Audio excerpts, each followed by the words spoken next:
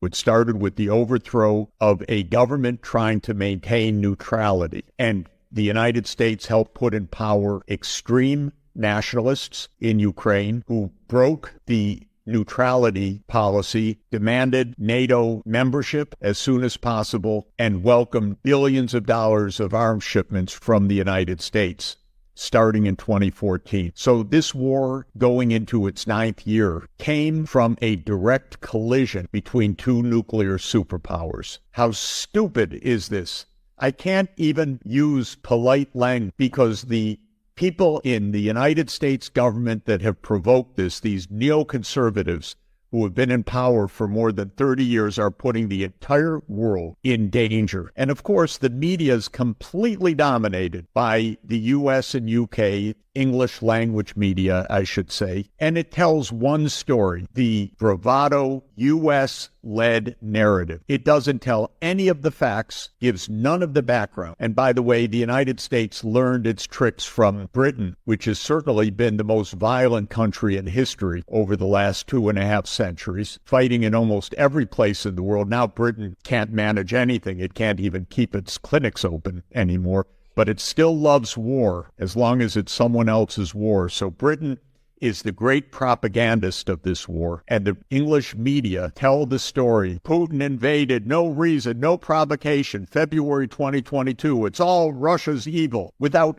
any background at all, and without the most basic point, which is that this was completely avoidable and preventable if the United States neoconservatives had not been pushing a dangerous agenda for 30 years and putting all of us in peril. It's disgusting. But what's disgusting, by the way, is that they are not even grown up enough to get on a phone call together to say, how do we avoid disaster? This, to me, is inexcusable. Even 5-year-olds talk with each other after they have the fight in the playground. But there's no talk. It's just hate language every day. And we hear the hate language coming from Ukraine's government. We hear the hate language coming from the UK especially. They're the masters of this kind of Russophobia. We hear the hate language in the United States, and we have no negotiations going on right. And then we hear the Secretary General of NATO as if he's just quoting George Orwell, but he means it seriously. He say, weapons are peace. No, Mr. Stoltenberg, weapons are not peace. Negotiations are peace. Shame on you for saying that weapons are peace. We're grown-ups.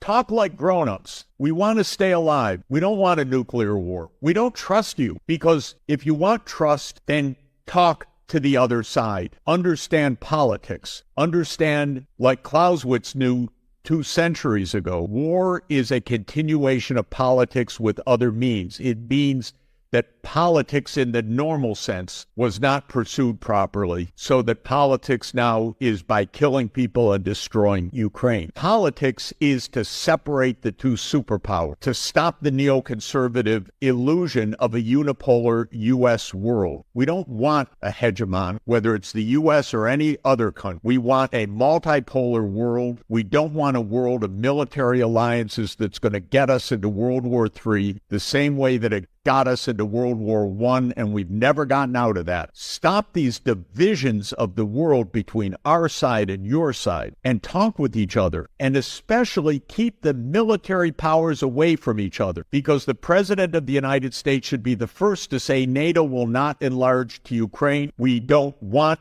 these two superpowers accidentally or deliberately entering into complete Armageddon. Think of the United States, how it would be if Russia made military bases in Mexico. We'd say, oh, sure, no problem. That's Mexico's right. Hardly. We'd invade the next day. But the neocons don't have principles. They just have the idea of power. So, well, Russia's not going to do it. We're going to do it. But this is what is bringing us 90 seconds to midnight, for God's sake. So what do we need to do? We need for negotiations to start immediately. I don't know where most of Europe's leaders are. They just have their head completely in the sand, or the U.S. tells them what to do. There are a few that have spoken clearly and publicly. but then the U.S. beats them down. But President Macron has said repeatedly, stop this provocation because we need to respect the security interests of Russia as well as Ukraine. Prime Minister Orban of Hungary has been very clear on this point. But most of the European leaders just follow the U.S. line. And so we don't hear from Europe. And Brussels, even more so, it's just a war party. There's no diplomacy anymore. But for the rest of the world, and there are people all over the world listening in, please have your governments call for negotiations immediately. And the negotiations are not between Ukraine and Russia.